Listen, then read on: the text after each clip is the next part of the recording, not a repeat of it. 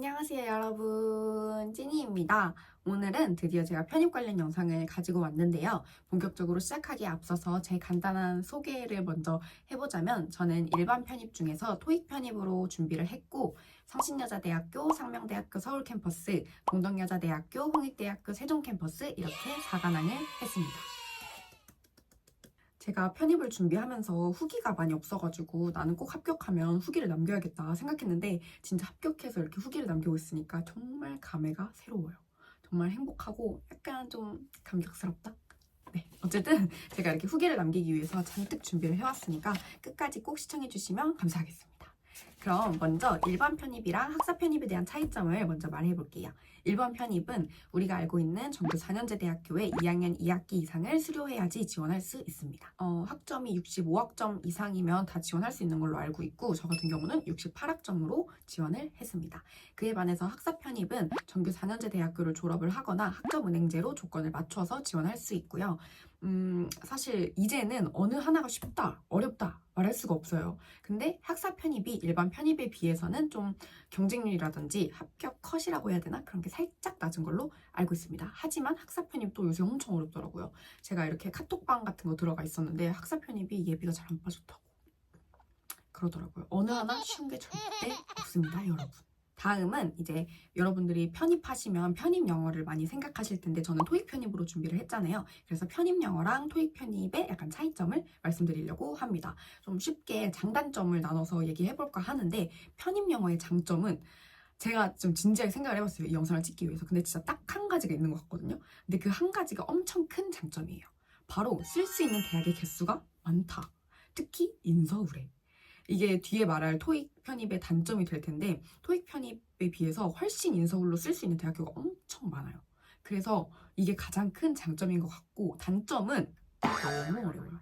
그러니까 우리가 12년 동안 막 영어 공부를 했잖아요. 그리고 수능 영어를 해보셨거나 토익을 찍먹해보신 분들은 100개의 단어가 있으면 한 2, 30개 모를까 말까? 약간 이런 느낌인데, 편입 영어는 100개 중에 100개를 모를 만큼 어렵습니다. 우선 너무 어려운 게 단점이고, 그래서 이게 어려워서 준비 기간이 토익 편입에 비해서 길어진다라는 단점이 있겠고요. 그리고 시험이 딱 1년에 한 번이다. 이것도 정말 큰 단점이죠. 내가 아무리 모의고사를 보고 해도 실전에서 망쳐버리면 이게 약간 어떻게 회복이 안 되니까, 그게 좀 가장 큰 단점이지 않나 제가 감히 이제 생각을 합니다. 근데 이제 토익 편입은 바로 시험이 여러 번 있다는 거예요. 한 달에 많으면 3번, 그리고 보통 무조건 2번씩 있잖아요. 그러니까 1년만 생각해도 그러니까 최소 24번은 무조건 있는 거예요. 근데 이제 거기서 뭐 준비 기간, 그러니까 뭐지? 이제 지원하는 기간 이런 거 이렇게 빼진다고 해도 15번 이상 내가 시험을 볼 수 있다는 게 가장 큰 장점이고, 그리고 편입 영어에 비해서 난이도가 정말 쉽다. 그러니까 토익도 요새는 어려워요. 고인물들도 많고 정말 조금 틀려야 만점 나오고 900점 나오기도 정말 힘든데, 편입 영어에 비해서는 난이도가 진짜 쉬운 편인 것 같고요. 근데 단점, 토익은 인서울에 쓸 수 있는 대학교가 조금 한정적이에요. 그래서 이렇게만 들어보면 되게 토익 편입이 쉬울 것 같잖아요. 근데 토익 편입의 또 단점은 굉장히 토익 성적이 높아야 된다. 그리고 은근 토익 편입만 준비하시는 분들도 계셔가지고 예비가 잘 안 빠지는 경우도 많습니다. 그게 단점이겠습니다. 다음은 이제 왜 편입을 했는지, 왜 토익이었는지, 왜 비동일기로 갔는지를 말씀드리려고 합니다. 편입을 했었던 이유는 그냥 학벌 콤플렉스가 너무 심했어요. 제가 간호학과에서 4년제를 다니고 있음에도 불구하고 인서울에 있는 전교 4년제 대학교를 가고 싶다라는 마음이 컸었고, 제가 기자나 아나운서 직군을 희망하고 있었기 때문에 그 직군은 좀 이렇게 학벌이 이제 우선시 되잖아요. 그래서 자연스럽게 학벌에 대한 욕심이 생겼고 콤플렉스가 이제 좀 심했어서 준비를 했습니다.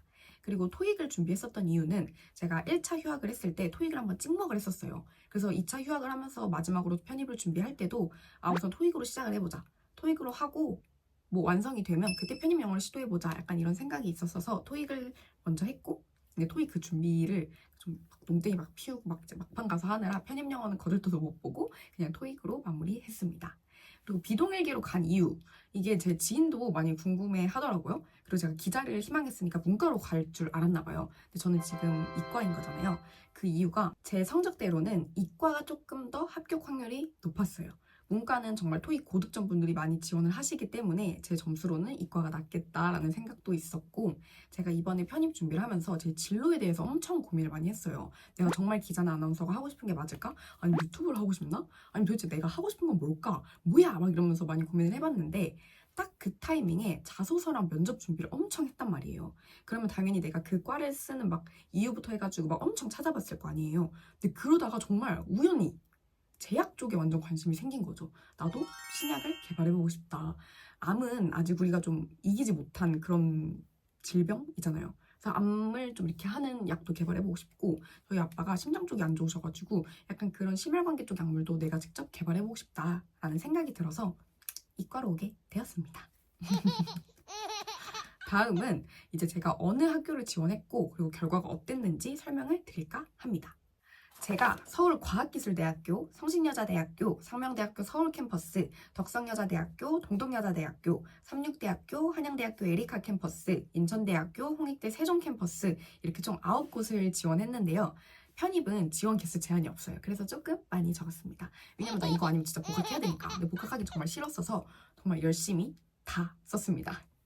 하나씩 설명을 드릴 텐데, 서울과학기술대학교 같은 경우는 대부분 편입 영어를 보지만 특정 과만 이렇게 토익으로 봤어요. 근데 1차가 토익이고 2차가 면접이었나? 아마 그랬었던 것 같은데 1차 토익으로 탈락했습니다. 여기 진짜 고득점들만 지원하세요.